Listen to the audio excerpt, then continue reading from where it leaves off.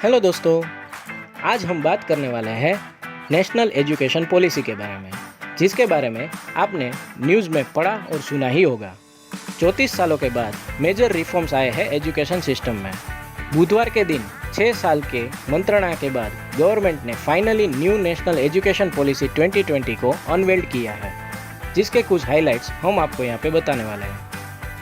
Policy में जो reforms cover हो गए वो प्ले स्कूल से लेके कॉलेज एजुकेशन तक किया जाएगा। इसका मेन एम है ट्रांसफॉर्मेशन एजुकेशन में लाना और उसका सीधा इफेक्ट 30 करोड़ बच्चों को देना। गवर्नमेंट इसमें पब्लिक इन्वेस्टमेंट भी सीख कर रही है, जो कि अभी जीडीपी के 4.4% है, उसको बढ़ा के 6% तक ले जाना चाहती है। सबसे पहले बात करेंगे हम स्कूल एजुकेशन की, जिसमें 10+2 स्ट्रक्चर को हटाया जाएगा और नया स्ट्रक्चर 5+3+3+4 = 15 ईयर लाया जाएगा।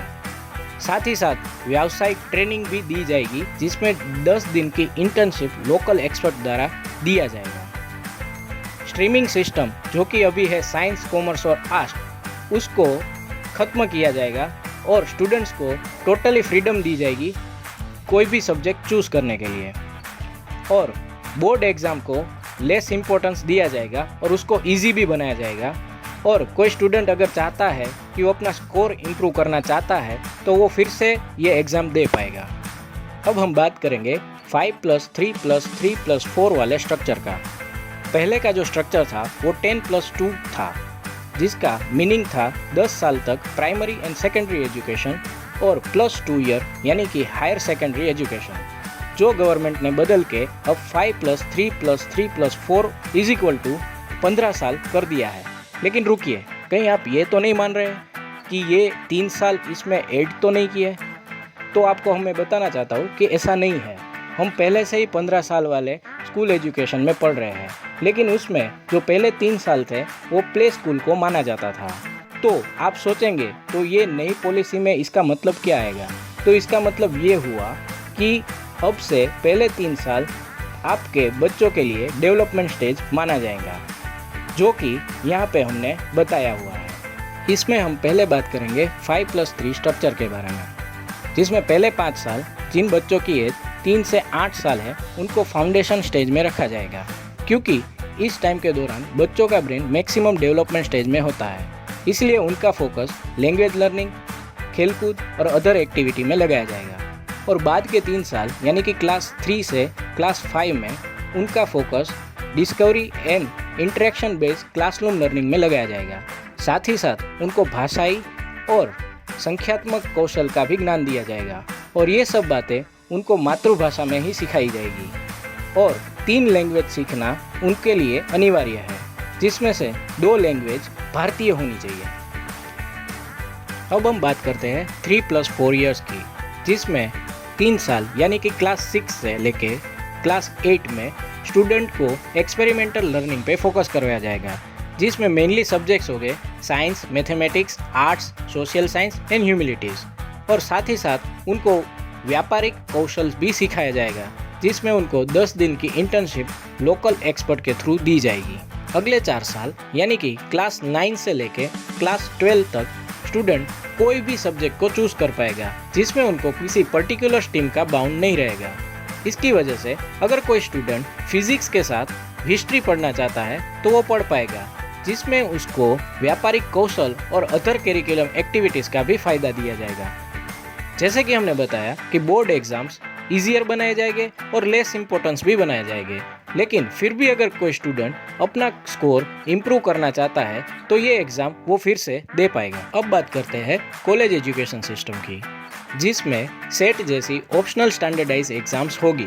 और अगर कोई स्टूडेंट एनरोल करता है और अगर वो ड्रॉप आउट होना चाहता है तो उसने जितना क्लास अटेंड किया होगा उसका क्वालिफिकेशन का सर्टिफिकेट दिया जाएगा, लेकिन उसकी मिनिमम कंडीशन है 1 ईयर। 1 ईयर तक उसको अटेंड करना ज़रूरी है। साथ ही साथ स्टूडेंट्स के क्रेडिट भी रिकॉर्ड होंगे, जो एकेडमिक बैंक ऑफ क्रेडिट के थ्रू रिकॉर्ड किए जाएंगे, जो बाद में ट्रांसफरेबल भी होंगे। साथ ही साथ कॉलेजेस को मल्टी डिसिप्लिनरी भी होना पड़ेगा और मल्टीपल स्ट्रीम्स ऑफ सब्जेक्ट्स को भी एक छत के नीचे सिखाना स्टार्ट करना पड़ेगा। आगे एडमिशन्स एंड क्वालिफिकेशन। अगर किसी हायर एजुकेशनल इंस्टीट्यूट में एडमिशन लेने के लिए ऑप्शनल स्टैंडर्डाइज एग्जाम्स की जाएगी, जिसका नियमन करेगा द नेशनल टेस्टिंग एजेंसी। और क्वालिफिकेशंस के अंदर अगर कोई स्टूडेंट एनरोल करता है किसी कोर्स के लिए और ड्रॉप आउट के लिए चूज़ करता है, तो उसने जितने ईयर क्लास अटेंड की होगी उस हिसाब से उसको क्वालिफिकेशंस दी जाएगी। लाइक 1 ईयर के लिए उसको सर्टिफिकेट दिया जाएगा, 2 ईयर्स के लिए डिप्लोमा दी जाएगी, 3 और 4 ईयर्स के लिए डिग्री दिया जाएगा और 4 ईयर्स प्लस रिसर्च के लिए उनको पीएचडी के लिए एलिजिबल माना जाएगा। Next, credits and subjects. Credits में academic bank of credit academic credits का रिकॉर्ड रखेगी जो स्टूडेंट अर्न करेगा किसी कॉलेज में कोर्स पढ़ते थ्रू। और अगर कोई स्टूडेंट यूनिवर्सिटी चेंज करना चाहता है तो ये क्रेडिट्स ट्रांसफरेबल होगी। साथ ही साथ अगर कोई स्टूडेंट ड्रॉप आउट लेना चाहता है और बाद में स्टडी को कंटिन्यू करना चाहता है तो ये क्रेडिट्स उनको उस टाइम पे काम आएंगे। और सब्जेक्ट्स में कॉलेजेस को अब मल्टी डिसिप्लिनरी होना पड़ेगा और साथ ही साथ arts, science, management and computer studies को एक छत के नीचे पढ़ाना पड़ेगा।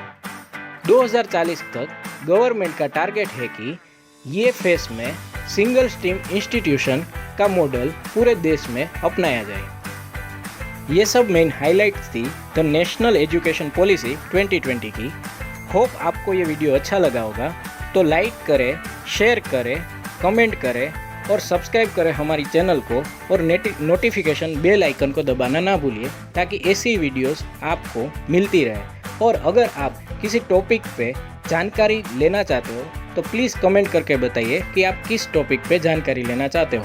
हम पूरी ट्राई करेंगे कि आपको अगले वीडियो में वो दे सके।